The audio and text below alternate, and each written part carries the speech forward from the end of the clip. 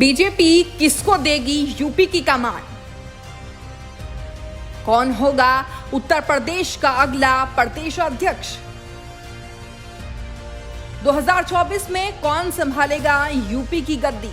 BJP से जल शक्ति मंत्री स्वतंत्र देव सिंह के द्वारा प्रदेश अध्यक्ष के पद से इस्तीफा देने के बाद से ही बीजेपी सरकार यूपी की कमान किसके हाथों में देगी, ये एक बड़ा सवाल बन गया है। इसी बीच प्रदेश अध्यक्ष के लिए अलग अलग नामों की भी चर्चाएं तेज हो गई हैं। हालांकि बीजेपी के इतिहास को देखा जाए तो भाजपा सरकार हर पद के लिए कोई ऐसा नाम लेकर आती है जिसकी उम्मीद किसी को नहीं होती। लेकिन अगर कयासों पर यकीन किया जाए तो बीजेपी इस दांव को 3 जाति समीकरण पर खेल सकती है। वहीं राजनीति में ये अटकलें भी तेज हैं कि प्रदेश अध्यक्ष पिछड़ा, दलित या ब्राह्मण वर्ग से ही बनाया जाएगा। वहीं यूपी में नए संगठन मंत्री की नियुक्ति के बाद ही इस चर्चा ने एक बार फिर जोर पकड़ लिया है। और क्योंकि संगठन मंत्री पिछड़ा वर्ग से धर्मपाल को बना दिया गया है, इसीलिए अधिक संभावनाएं यही है कि पार्टी अब दलित कार्ड ही खेलेगी।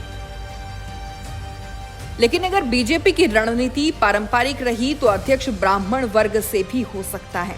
वहीं पिछड़ा वर्ग से उप मुख्यमंत्री का पद केशव प्रसाद मौर्य को देने के बाद ज्यादा अटकलें ये लगाई जा रही हैं कि दलित या फिर ब्राह्मण चेहरा ही इस रेस में जीतेगा। अगर इसी दिशा में विचार किया जाए तो यूपी प्रदेश अध्यक्ष के लिए कई नाम निकलकर सामने आते हैं। पहला नाम है प्रदेश महामंत्री व विधान परिषद सदस्य विद्यासागर सोनकर का, जो कि बूथ अध्यक्ष से लेकर सांसद तक का सफर तय कर चुके हैं। इतना ही नहीं, सोनकर संगठन में जिलाध्यक्ष से लेकर अनुसूचित जाति मोर्चा के प्रदेश अध्यक्ष तक रह चुके हैं। वर्तमान में बीजेपी के प्रदेश महामंत्री भी हैं और कार्यकर्ताओं के लिए चर्चित चेहरा भी हैं। दूसरा नाम है प्रदेश उपाध्यक्ष और एमएलसी लक्ष्मणाचार्य का। वह अनुसूचित जनजाति से संबंध रखते हैं और संगठन से जमीनी कार्यकर्ता भी हैं।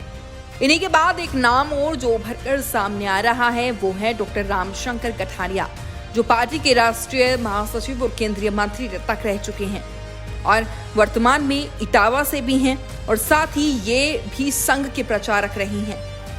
इसी के साथ अगर हम ब्राह्मण दावेदारों की बात करें तो जो नाम पहले आता है वो है कन्नौज सांसद सुब्रत पाठक, जो संगठन की पसंद हो सकते हैं क्योंकि कन्नौज में वो सपा से लंबा संघर्ष कर चुनाव जीते हैं।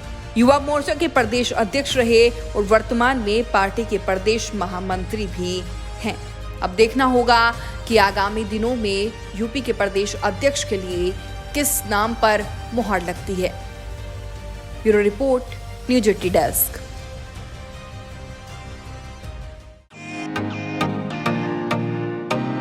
फेसबुक और यूट्यूब के बाद अब आपका पसंदीदा चैनल न्यूज 80 डेली हंट पर भी फॉलो करें।